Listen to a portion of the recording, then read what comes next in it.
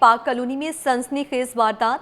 बड़ा बोर्ड के करीब घर में करोड़ों की मुबैना डकैती। डाकू घर से 40 तोले से ज्यादा सोना, 10 लाख रुपए नकदी और कीमती सामान ले उड़े। कीमती घड़ियां भी गायब। तकरीबन 2.5 करोड़ की वारदात हुई। मुतासिरा खानदान का मौकिफ। दीवार कूदकर दाखिल होने के शवाहिद नहीं मिले। इम्कान है कि डाकू दरवाजे के रास्ते घर में दाखिल हुए। पुलिस हुकाम का दावा। इब्तदाई तफ्तीश में कुछ शवाहिद मशकूक करार। तहकीकात का दायरा वसी। दीवार नहीं फांदी, ताले नहीं तोड़े, फिर डाकू आए कहां से? घर में डकैती या अंदरूनी कहानी? Suspense full on. मजीद जानते हैं मिराज अख्तर से। जी मिराज, बताइए। हाँ जी, बिल्कुल ज़रा अनोखी नौयत की एक वारदात हुई। पाक कानून चालू हो गई जो पुराना गेजमार है, यहाँ पर एक घर के अंदर वारदात हुई। घर में रिपोर्ट किया गया पुलिस को कि घटना। इसके अलावा जो सवाई और सोने के जेवरात थे और दीगर कीमती सामान था और कैश था। मजमूई तौर पर तकरीबन 2.5 करोड़ रुपए मालियत की वारदात जो है वो रिपोर्ट करवाई गई। इस पर जो है वो बताया गया कि नामालूम शुदा अफराद जो घर में दाखिल हुए हैं और उसके बाद उन्होंने जो है बड़े ही इत्मीनान के साथ यहाँ पर लूटमार की और तमाम चीजें समेट कर आसानी फरार हो गए। बहरहाल पुलिस पूरे वाक़े पर जाहिर सी बात है जब इतला मिली तो वहाँ पहुंची, लेकिन पुलिस भी कुछ चकरा कर रह गई है क्योंकि उनको ये बात जो है बड़ी अजीब सी लगी है कि अगर कोई के घर में दीवार नहीं कूदा है, दीवार नहीं फांद सका है और उसने ताला भी नहीं तोड़ा है तो वो घर से अंदर दाखिल कैसे हुआ, मुसलमान कैसे अंदर गए। बहरहाल इस हवाले से पुलिस तफ्तीश कर रही है और पुलिस से थोड़ी सी इस बारे में शुबह में है कि आया कि ये वारदात हुई भी है या नहीं, या अगर हुई है तो इसमें कोई घर का भेदी मुलविस है मुबैना तौर पर। तो इस हवाले से तफ्तीश की जा रही है, लेकिन बहरहाल रिपोर्ट हुई है बहुत बड़ी बात है। 2.5 करोड़ रुपए मालियत का सामान, जो कीमती जेवरात हैं, घड़ियां हैं और नकदी जो वो लूट ली गई है, तो उस पर पुलिस काम तफ्तीश कर रहे हैं। और जो अहले खाना है जिनके मुताबिक ये वारदात हुई है, उनका ये कहना है कि 7 से 8 मुसल्लह मुल्जिमान थे जो कि घर में दाखिल हुए थे और उन्होंने जो है वो यहाँ लूटमार की है। अभी इस पूरी सूरत में हमारी SSP चिनाड़ी से भी बात हुई है तो उनका यही कहना है कि इस वाक़े की बारीक तफ्तीश कर रहे हैं और जो भी असल हक़ाइक़ होंगे वो सामने आ जाएंगे। ठीक है मिराज, आपका शुक्रिया, साथ रहिएगा। सलमान सलीम भी हमारे साथ मौजूद है। सलमान, आपकी क्या तफसीलात हैं इस हवाले से? देखिए, बिल्कुल बताया गया था कि पाक कॉलोनी बड़ा बोर्ड के करीब एक घर में जो है वो मुबैना तौर के ऊपर डकैती की बड़ी वारदात हुई है जिसमें 40 तोला सोना और 10 लाख रुपए नकदी और कीमती सामान जो है वो मुलजिमान लेकर फरार हुए हैं।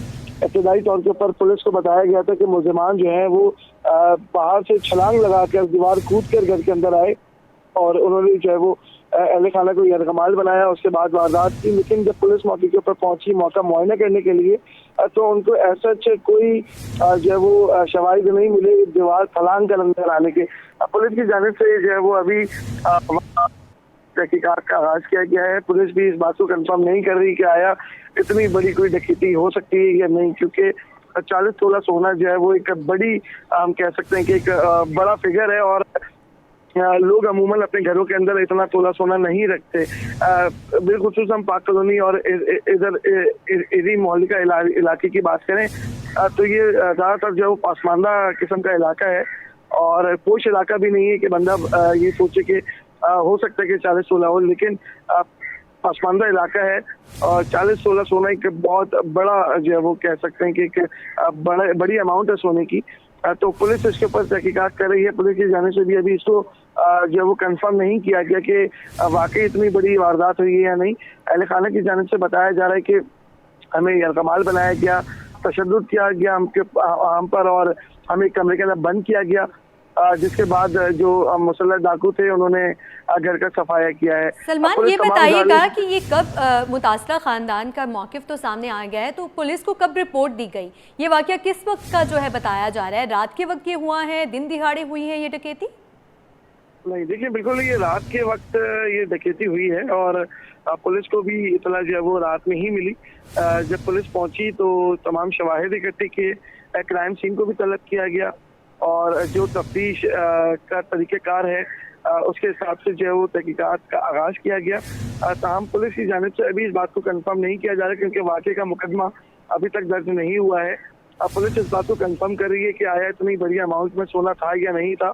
10 लाख रुपए कैश होना तो एक नॉर्मल सी बात है, घरों के अंदर होते हैं, लेकिन सोने की अमाउंट बहुत ज़्यादा बताई गई है, 40 तोला। तो पुलिस इसके ऊपर थोड़ी कंफ्यूज भी है और तहकीकात भी कर रही है। तहकीकात मुकम्मल होने के बाद मुकदमा दर्ज किया जाएगा। ठीक है, सलमान सलीम, मेराज अख्तर हमें अपडेट कर रहे थे, आपका शुक्रिया।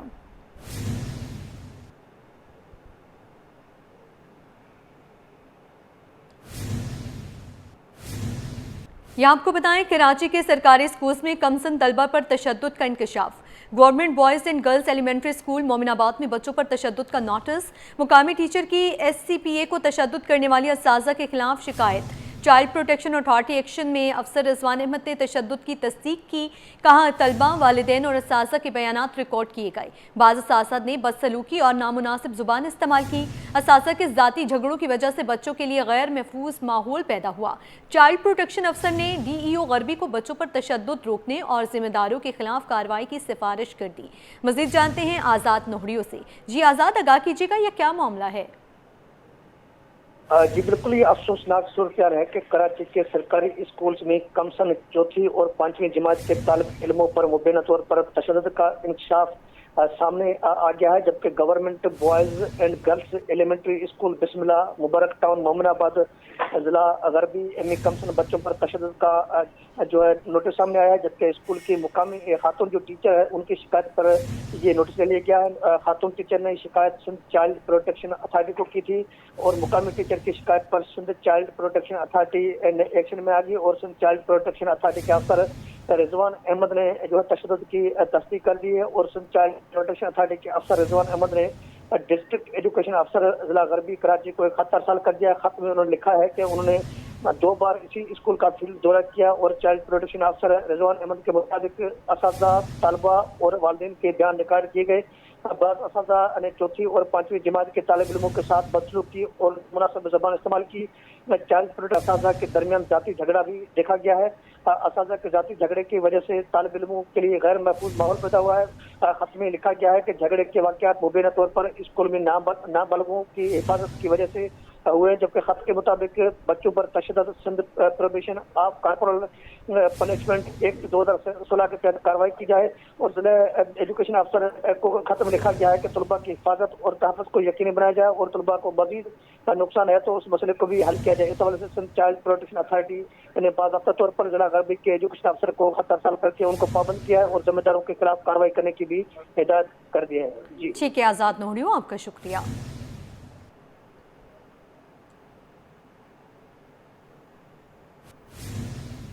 नासरन तबाहल गुल प्लाजा चारों तरफ से सील। जहां बाक अफराद की तादाद 73 हो गई। 27 की शनाख्त का अमल मुकम्मल। 19 की शनाख्त DNA से हुई। शहर की फिजा 12वें रोज भी सोगवार। सिंध बिल्डिंग कंट्रोल की टीम आज भी गुल प्लाजा का दौरा करेगी।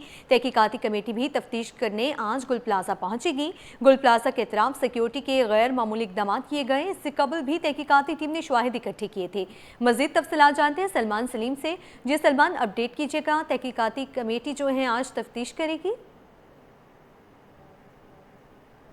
देखें, बिल्कुल गुल प्लाजा के बाहर ही मौजूद हैं। तहकीकाती कमेटी की जानिब से बताया जा रहा है कि वो आज एक बार फिर यहाँ का दौरा करेगी। ताहम बिल्डिंग के हवाले से बात की जाए तो सिंध बिल्डिंग कंट्रोल अथॉरिटी की जो टीम है वो पहले भी विज़िट कर चुकी है और आज भी विज़िट किया जाएगा उनकी जानिब से। गुल प्लाजा की अगर देखें हम बात करते हैं तो ये जो इसका साबित हिस्सा है, यहाँ पर बताया जा रहा है कि इस पूरे हिस्से का जो है वो सर्चिंग ऑपरेशन तो मुकम्मल किया जा चुका है। ताहम अब यहाँ की जो शवाहिद हैं वो इकट्ठे किए जा रहे हैं और कोशिश की जा रही है कि तमाम शवाहिद इकट्ठे हों। SBCA की टीम यहाँ पर पहुँचेगी, एक बार फिर बिल्डिंग का मुआयना करेगी। दूसरी जानिब जो डिमोलिश हिस्सा है इसका, वहाँ का ऑलरेडी वो दौरा कर चुकी है। इसके पिलर्स और इसकी तमाम चीज़ें जो है वो देखी जाएंगी और वैसे तो बिल्डिंग को डिमोलिश ही होना है, लेकिन अभी SBCA जो है वो अपने प्रॉपर पेपर वर्क करेगी। जो हमारे दीगर तहकीकाती इदारे हैं वो यहाँ पर आएंगे। लाहौर से जो स्पेशली टीम आई थी जो इस वाक़े की तहकीकात करने के लिए आई थी, वो 2 बार यहाँ का मुआयना कर चुकी है। तहकीकात की जो है वो उन्होंने रिपोर्ट भी तैयार की है जो कि आला हुकाम को अरसाल करेंगे। इसी के साथ साथ DIG साउथ की जानिब से जो कमेटी बनाई गई थी जो इस वाक़े की FIR और ये तमाम चीज़ें इन्वेस्टिगेट करेगी, उसकी अगर हम बात करें तो उनकी भी मुमकिना जो है वो बताया जा रहा है कि मामला कि वो आज यहाँ पर आके एक दफ़ा विज़िट करें। ताहम इस वक्त लवाहिकीन कोई मौजूद नहीं है, लेकिन पुलिस के गैर मामूली इकदाम आप लोगों को देखने में आ रहे होंगे। RRF के जो प्लेटून्स हैं वो यहाँ पर मौजूद हैं साथ ही साथ नबी बख्श की मोबाइलें और दीगर ईदगाह थाने की मोबाइलें यहाँ पर लगी हुई हैं। पुलिस एहलकार यहाँ पर तैनात हैं। आरआरएफ के जो प्लेटून्स हैं वो मौजूद हैं। आरआरएफ के एहलकार जो हैं वो आप लोग देख सकते हैं, उन्होंने सिक्योरिटी जो है वो संभाली हुई है। तहम वक्फे से जो तहकीकाती टीमें हैं वो यहाँ का जो है वो दौरा कर ही रही हैं और आज सुबह से अब तक कोई टीम यहाँ पर नहीं आई है, लेकिन अब बताया जा रहा है कि टीमें यहाँ पर आएंगी और एक बार फिर जो है वो यहाँ का मुआयना किया जाएगा, यहाँ का विज़िट किया जाएगा। शवाहिद इकट्ठे किए जा चुके हैं क्राइम सीन यूनिट की जानिब से, लेकिन जो दीगर चीज़ें हैं वो मॉनिटर करने के लिए आज यहाँ पर एक बार फिर टीमों की आमद मुतवक्की है। तहम सिक्योरिटी के गैर मामूली इक़दामात हैं, वाक़ई की तहकीकात जारी हैं। 27 अफराद की शनाख्त हुई है। हलाकतों की जाए तो 73 बताई जा रही है, 73 हलाकतें हैं और 27 में से 19 ऐसे लोग हैं जिनकी शनाख्त DNA के ज़रिए की गई है। तहम आज भी 2 बॉडीज़ वर्सा के हवाले की जाएंगी और वो वही बॉडीज़ हैं जो एक ही ख़ानदान के 6 अफराद जिसमें मरे थे। 4 का पहले नमाज जनाजा जो है वो हो चुका है, 2 का आज होगा। तहम वाक़ई की तहकीकात तमाम पहलुओं से जारी है और मुख्तलिफ़ जो तहकीकाती कमिटीज़ बनाई गई हैं, पहले KMC लेवल के ऊपर, फिर पुलिस के लेवल के ऊपर, फिर उसके बाद कमिश्नर है, फिर उसके बाद वफाक है। तमाम जो तहकीकाती कमिटीज़ हैं वो यहाँ पर आ रही हैं, वक्फे से और तहकीकात कर रही हैं। जी ठीक है सलमान सलीम, आपका शुक्रिया तफसीलात से आगाह करने के लिए। दूसरी जानिब सानिया गुल प्लाजा में जहां बाग अफराद की वर्सा के लिए माली इमदाद का अमल शुरू। आज से कमिश्नर कराची के जरिए चेक तकसीम किए जाएंगे। जिन वर्सा को लाशें दी गई हैं उनमें चेक तकसीम होंगी। वज़ीर आला ने फीकस लवाहिकीन 1-1 करोड़ रुपए देने का ऐलान किया था। महकमे खजाना सिंध ने 80 चेक तैयार कर लिए हैं। इब्तदाई तौर पर शनाख्त शुदा अफराद के चेक जारी हैं। मजीद जानते हैं आजज जमाली से। जी आजज, बताइएगा, माली इमदाद का अमल शुरू हो गया है? जी हाँ, देखें, ये जो वज़ीर आला सिंध ने ऐलान किया था कि सानिया गुल प्लाजा में जहाँ बहक होने वाले अफराद के लवाहिकीन को 1-1 करोड़ रुपए दिए जाएंगे, तो उसका जो चेक का अमल है वो शुरू हो चुका है। ज़राए बता रहे हैं कि महकमा खजाना ने 1-1 करोड़ रुपए के 80 चेक जो है वो तैयार कर लिए हैं और आज जो है कमिश्नर कराची के जरिए उन लवाहिकीन को चेक मिलेंगे जिन लाशों की शनाख्त हो चुकी है, यानी जो लाशें अब तक वर्सा के हवाले की गई हैं या जिनकी भी शनाख्त हो चुकी है, उनको 1-1 करोड़ रुपए का चेक कमिश्नर कराची के जरिए उनको पहुंचाया जाएगा। ज़राए बता रहे हैं कि तमाम वर्सा की शनाख्त होने के बाद, तमाम लाशों की शनाख्त होने के बाद उनके वर्सा को चेक दिए जाएंगे। अलबत्ता ये अमल जो है वो आज से कमिश्नर कराची शुरू कर रहे हैं। गुज़श्ता रोज़ सीनियर वज़ीर शर्जील नाम मेमन ने भी इसका बाकायदा ऐलान किया था कि आज से ये शुरू किया जाएगा, लेकिन हमें कमिश्नर कराची के ज़राए से मालूम हुआ है कि कमिश्नर के ज़रिए या उनके मातहत अमले के ज़रिए आज से लवाहिकीन में चेक तकसीम करने का सिलसिला शुरू हो जाएगा। ठीक है आजज जमाली, आपका शुक्रिया।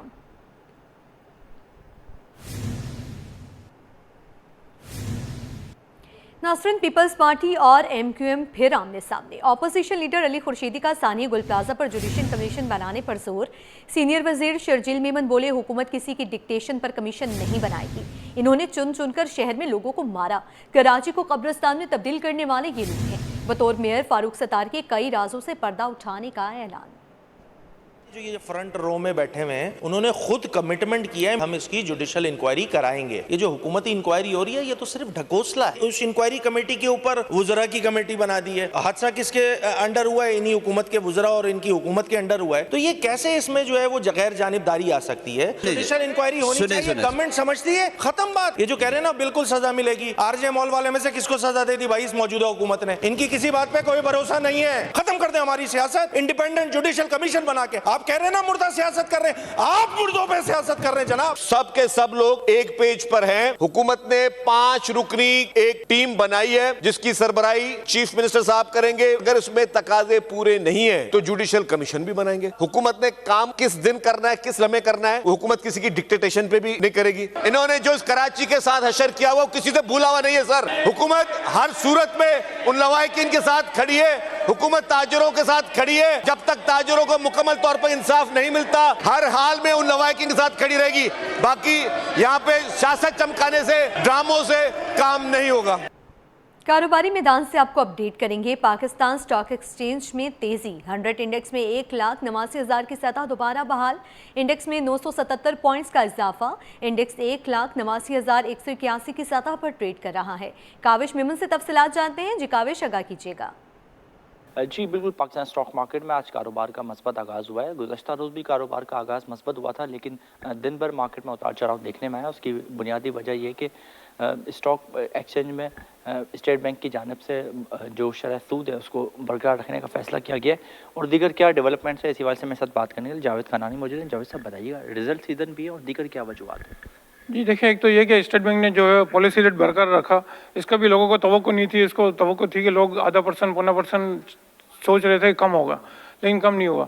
लेकिन ये जो दूसरा उतार चढ़ाव मार्केट में है, इसका दूसरा इफेक्ट ये है कि ये जो वीक है, रोल ओवर वीक है, तो इसकी वजह से भी लोग थोड़ा सा अपना जो सेटलमेंट है वो सेटल कर रहे हैं ताकि दूसरा माल खरीद सकें।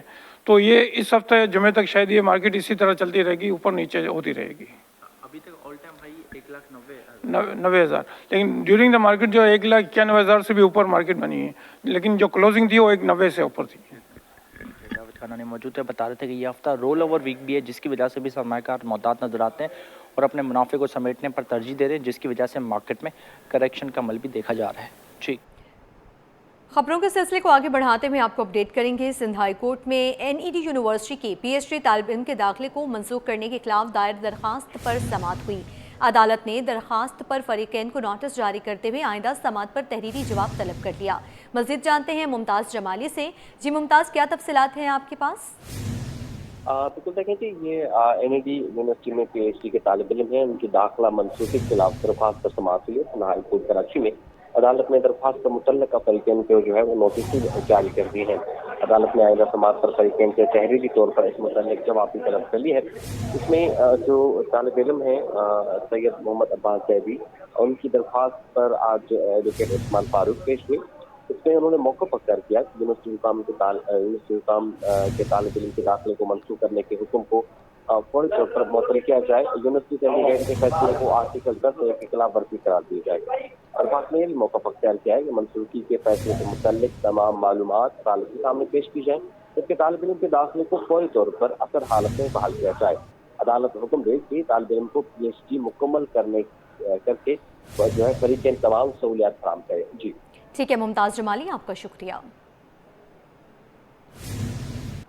सिंध हाई कोर्ट में तलबा यूनियन की बहाली से मुतालिक दायर दरखास्त पर समाअत हुई। अदालत ने दरखास्त 10,000 रुपये जुर्माने के साथ मुस्तरद कर दी। दरखास्त गुजार को जुर्माने की रकम सिंध हाई कोर्ट क्लिनिक में जमा कराने का हुक्म दिया। मज़ीद तफसीलात जानते हैं अपने नुमाइंदे मुमताज़ जमाली से। जी बताइएगा। आज सिंध हाई कोर्ट कराची में तलबा यूनियन की बहाली इलेक्शन करवाने से मुतल्लिक दरख्वास्त पर समाअत हुई है, लिहाजा अदालत ने वो दरख्वास्त जो है जुर्माने के साथ मुस्तरद कर दी है। दौरान समाअत अदालत ने इस्तफसार किया वकील दरख्वास्त गुजार से कि क्यों आप तलबा यूनियन की बहाली चाहते हैं, तालीम पहले ही तबाह है, क्या मज़ीद उनको बर्बाद करना चाहते हैं। जिसमें वकील दरख्वास्त गुजार का मौक़िफ़ है कि तलबा यूनियन की बहाली और इंतखाबात इसलिए ताकि जो इंतज़ामी मामलात में तलबा की नुमाइंदगी हो। इस दरख्वास्त में जो है हुकूमत सिंध और दीगर को भी फरीक बनाया गया है।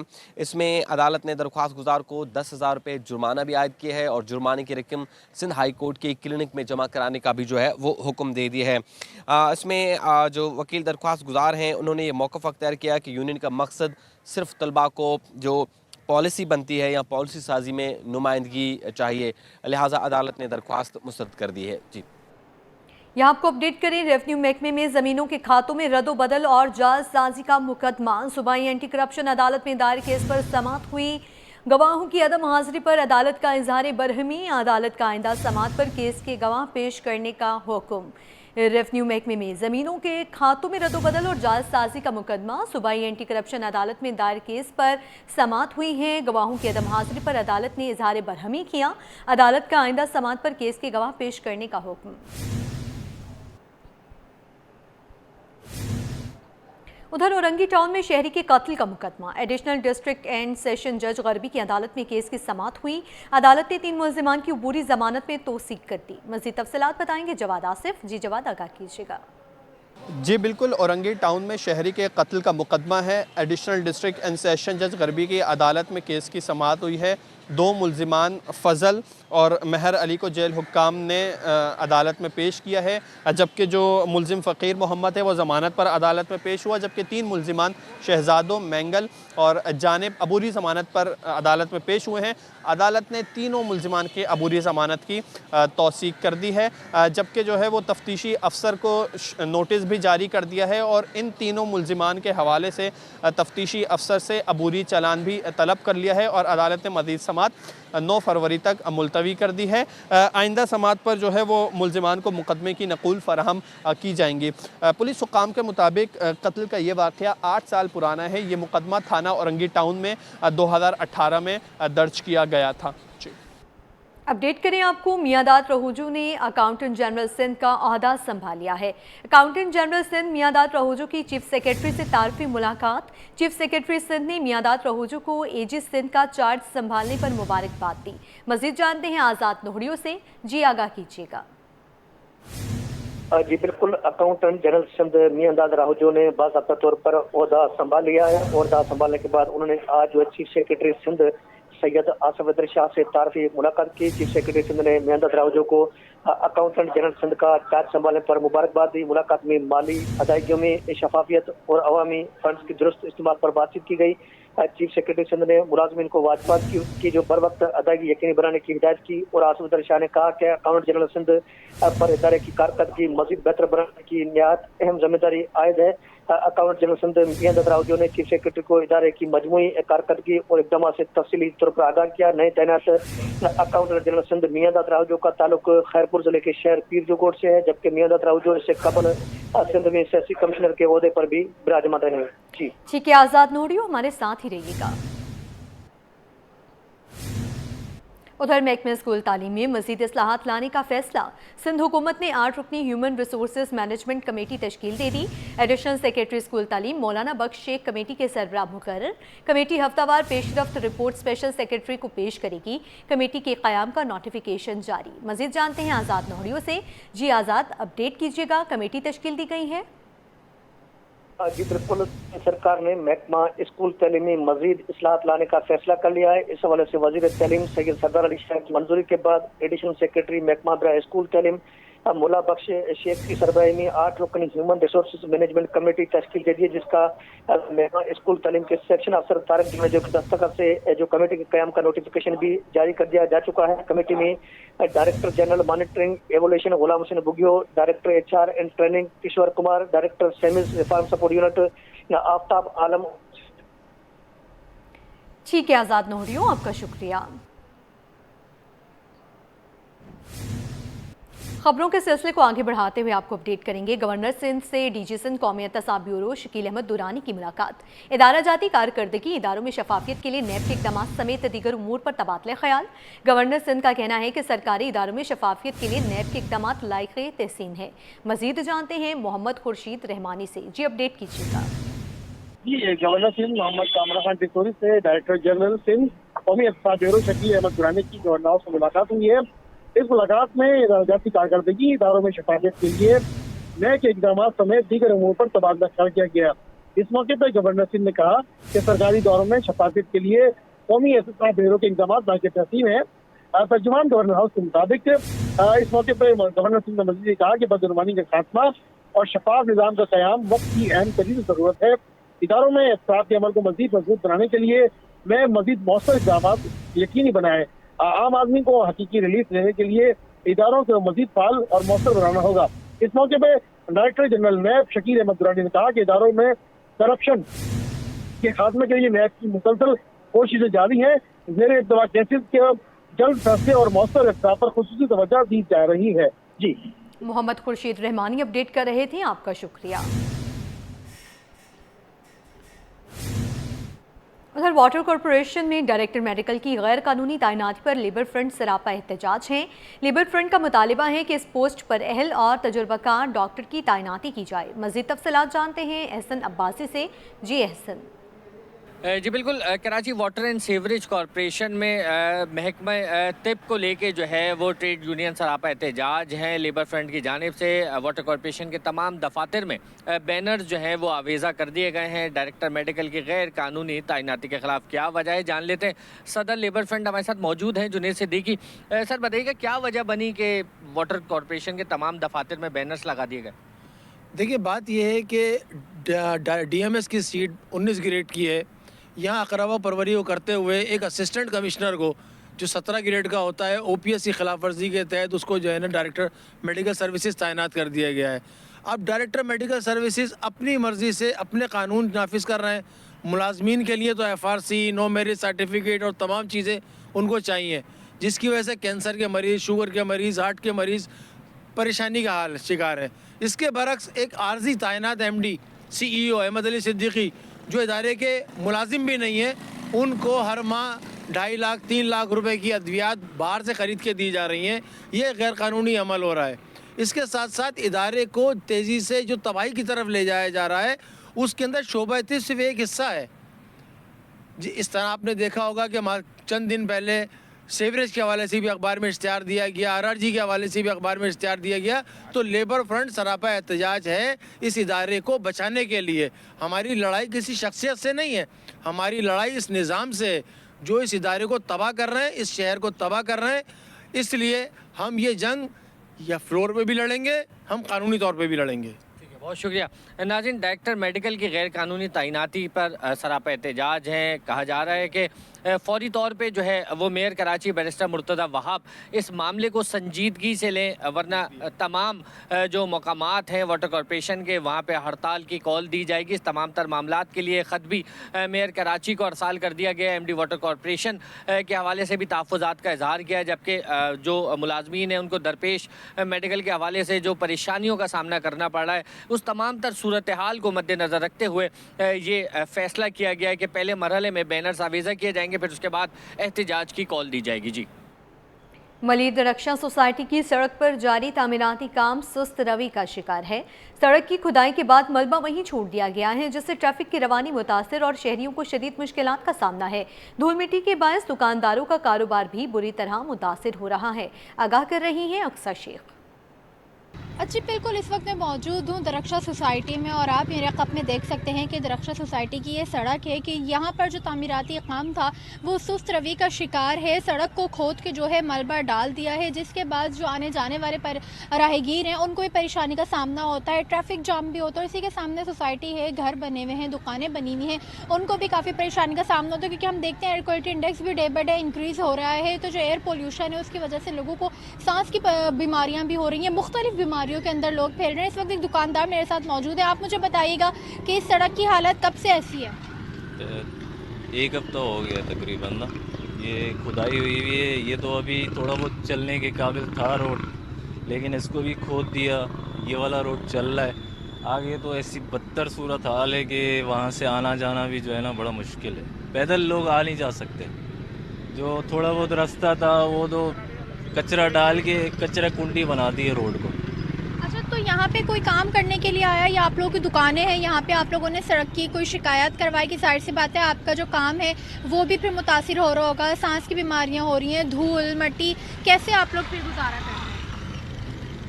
अभी देखें, खुदाई तो हो चुकी है, अब देखें कब तक बनता है। ये धूल मट्टी तो है कराची। तो ट्रैफिक जैम भी होता है शाम में?